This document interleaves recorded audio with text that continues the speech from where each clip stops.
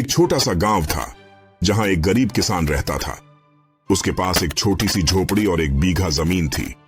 वह अपनी जमीन पर खेती करता था और अपने परिवार का पालन पोषण करता था। एक दिन एक अमीर व्यापारी ने किसान से कहा, तुम्हारी जमीन मेरे लिए बहुत कीमती है, मैं तुम्हें इसके बदले में बहुत सारा पैसा दूंगा। किसान ने कहा, मेरी जमीन मेरे लिए बहुत कीमती है, मैं इसे नहीं बेचूंगा। व्यापारी ने कहा, तुम बहुत मूर्ख हो, तुम्हारी जमीन से तुम्हें क्या मिलेगा, मैं तुम्हें इसके बदले में बहुत सारा पैसा दूंगा। व्यापारी ने कहा, ठीक है, मैं तुम्हें इसके बदले में और भी ज्यादा पैसा दूंगा।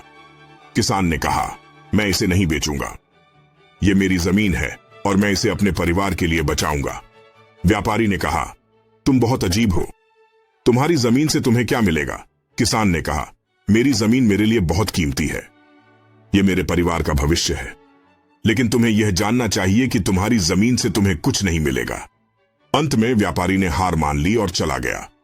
किसान ने अपनी जमीन पर खेती की और अपने परिवार का पालन पोषण किया। नैतिक, यह कहानी हमें सिखाती है कि हमें अपने मूल्यों और सिद्धांतों को कभी नहीं छोड़ना चाहिए, भले ही हमें इसके बदले में कुछ भी मिले।